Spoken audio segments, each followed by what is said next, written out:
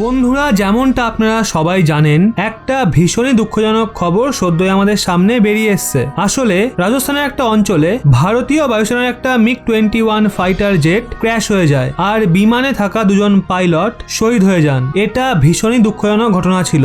যেই MiG-21 fighter jet crash হওয়ার খবর সামনে আসে, চারিদিকে দুঃখের মহল তৈরি হয়। কিন্তু মানুষদের মাঝে একটা আক্রোশ ছিল যে ভারতীয় বায়ুসেনা এত পুরনো যুদ্ধ বিমানগুলো ব্যবহারই বা কেন করে, যেগুলোতে মাঝে মধ্যেই দুর্ঘটনা ঘটে আর আমরা আমাদের বীর পাইলটদের হারিয়ে ফেলি। দেরি হলেও এখন একটা ভালো সিদ্ধান্ত নেওয়া হয়েছে, আর সেটা হলো এখন ভারতীয় বায়ুসেনা সমস্ত MiG-21 যুদ্ধ বিমানকে 2025-এর মধ্যে রিটায়ার করিয়ে দেবে। MiG-21 যুদ্ধ বিমানের দুর্ঘটনার জন্য আমরা আমাদের অনেক বীর পাইলটকে হারিয়েছি, আর এই বিমানও অনেক পুরনো হয়ে গেছে। নিজের সময় MiG-21 একটা দুর্দান্ত ফাইটার জেট ছিল, আর এটা ভারতীয় বায়ুসেনার সেবাতে অনেক ভালো কাজও করে দেখিয়েছে। কিন্তু সবকিছুরই একটা শেষ থাকে, আর এখন ওই সময় চলে এসছে MiG-21 ফাইটার জেটকে রিটায়ার করানোর, আর সেটার জায়গায় নতুন ও সক্ষম ফাইটার জেটকে নিয়ে আসা, যেখানে সবচেয়ে ভালো অপশন আমাদের কাছে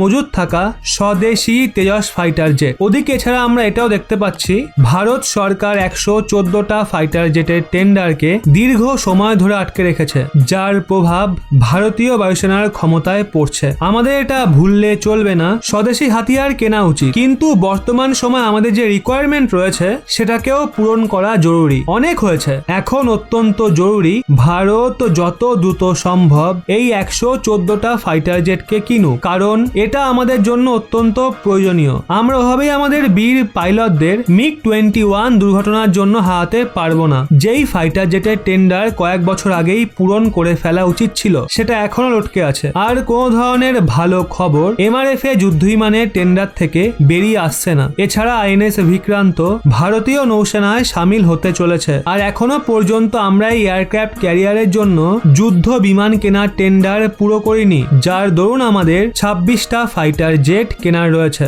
অর্থাৎ এই টেন্ডার অনেক লেট চলছে। কায়দা করে এই টেন্ডারকে INS বিক্রান্তের নৌসেনায় সামিল হওয়ার সময় অনুসারেই করে ফেলা উচিত ছিল, যাতে যখন বিক্রান্ত নৌসেনায় সামিল হতো তখন আমাদের কাছে সেটার ওপর থেকে ওড়ানোর জন্য সক্ষম ও নতুন ফাইটার জেট থাকতো। কিন্তু দুর্ভাগ্যবশত ভারতীয় নৌসেনা ও বায়ুসেনা দুজনেই ফাইটার জেট পায় না, আর আমাদের ক্ষমতা লাগাতার কমে যাচ্ছে। হতাশাজনক খবরের পর আজ কিছু ভালো খবরও সামনে বেরিয়ে এসছে, তো চলুন এই খবরগুলোও জানি। যেখানে প্রথম খবর, ভারতীয় নৌসেনা TED-BF যুদ্ধ বিমান নিয়ে রয়েছে। ওদিকে আর একটা খবর তেজস মার্ক 1A নিয়ে রয়েছে। যেমনটা বন্ধুরা আপনারা সবাই জানেন, ভারতীয় নৌসেনার জন্য ভারত একটা নতুন ফাইটার জেটকে বানাচ্ছে, যার নাম TED-BF। এই প্রজেক্টের দরুন আমরা এমন ফাইটার জেটকে বানাচ্ছি যা ভবিষ্যতে ভারতীয় নৌসেনার সমস্ত এয়ারক্রাফট ক্যারিয়ার ওপর থেকে অপারেট হবে, আর ওই সমস্ত ফাইটার জেট বিমানকে রিপ্লেস করে দেবে। ওদিকে এই নিয়ে ভালো খবর এটা বেরিয়ে এসছে, ভারতীয় নৌসেনা এটা পরিষ্কার ভাষায় বলেছে তারা ভবিষ্যতে 45টা ফাইটার জেট এমন কিনতে চলেছে,